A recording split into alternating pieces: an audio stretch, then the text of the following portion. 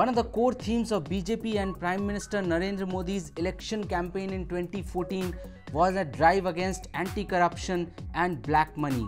During the election campaign, Narendra Modi even promised depositing 15 lakh into each Indian's account if the black money is recovered and the government came to power. But right after the win in 2015, BJP President clarified that that was nothing more than an idiom, an election jumla. That's how he explained PM's rupees 15 lakh promise. But despite that, the Modi government has taken multiple initiatives against corruption and black money. Here is the Modi government's black money report card. One of the earliest initiatives that the government took was the Black Money Imposition of Tax Act of 2015. The government provided a one-time compliance window between July 1 and September 30th to declare black money or undisclosed income. Around 850 individuals declared undisclosed income of rupees 4,100 crore in their foreign accounts. After that, 2 more compliance windows were opened up by the government to disclose black money. The first one was under the Income Declaration Scheme IDS of 2016. Under IDS 2016, anybody who had not disclosed their income in the previous assessment year was allowed to disclose it in that year, and he would be charged 49% tax instead of the regular 30%. And then came the Pradhan Mantri Garib Kalyan Yojana scheme in December of 2017. It provided an opportunity to individuals to declare their wealth and black money in an anonymous manner and avoid prosecution under the law after paying a fine of 50% on the income. Another 25% of the undisclosed income was to be locked up for a period of 4 years under the Pradhan Mantri Garib Kalyan Yojana. That amount was to be used for social welfare. According to Finance Minister Arun Jaitley, 64,275 individuals declared undisclosed income and black money worth 65,250 crore rupees. And another 5,000 crore worth of assets were declared under the income declaration scheme. And the next move was demonetization in November of 2016. Under demonetization, 500 and 1000 rupee notes, which comprised almost 86% of India's currency in circulation, were demonetized on that date. It was expected that only about 10 to 11 lakh crore out of the 15.44 lakh crore worth of currency in these demonetized notes would be ever returned to the banks for fear of being caught. However, to its surprise, almost 99% of the notes in circulation were returned to the banking system. Till date, the RBI has not disclosed the final number of notes that it got back from all the depositors, and so the jury is still out as far as the success of demonetization is concerned. It's largely considered a failure.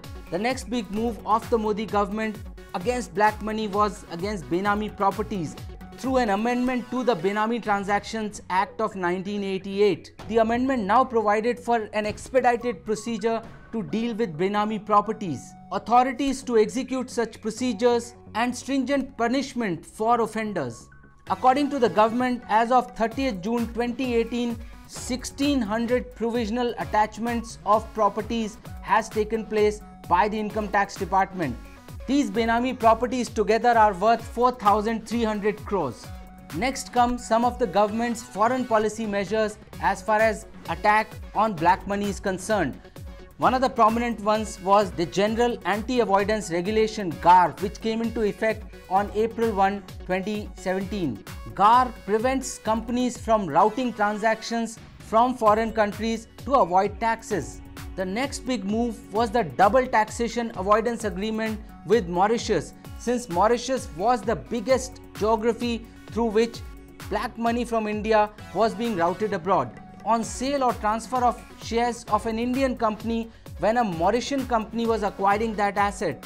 However, under the new rules, the government will be able to tax those assets as well. This was one way of avoiding paying taxes in India, and that's been effectively blocked. But the biggest measure against black money was India's agreement with Swiss authorities, under which Swiss banks will be disclosing the money of Indians parked in the Swiss National Bank. The agreement was signed in November of 2016, and the data from Swiss National Bank will start arriving from 2019 onwards. Obviously, the black money holders are smarter. According to new data disclosed by Swiss National Bank, non-bank deposits by individuals and corporates has fallen by 35% in 2017 as against the previous year. As a result, total deposits under the non-bank deposits by individuals and corporates has fallen from $800 million to $524 million only. But that is a very small amount as far as total black money hoarded abroad is concerned. And so here's the report card. As against a total of 3.79 crore taxpayers in India in 2014, in the year 2018, total taxpayers in India are 6.84 crore, nearly 75% higher. The gross tax revenue has also gone up from 12.44 lakh crore to nearly 19 lakh crore. For this year, the budget estimate stands at 22.7 lakh crore, almost 10 lakh crore higher than when Modi government came to power. Indirect tax collection has also gone up from 5.46 lakh crore in the year 2015 to 9.27 lakh crore, which is the target for this year. The government has been able to collect over 70,000 crore rupees under the income declaration schemes. It also has Benami properties worth 4,300 crore. The question is this money enough and sufficient as opposed to what is considered the black money economy in the country? India's black money economy is expected to be almost equal to our formal economy. And that's where the question lies. Why are the collections under black money so small and so few?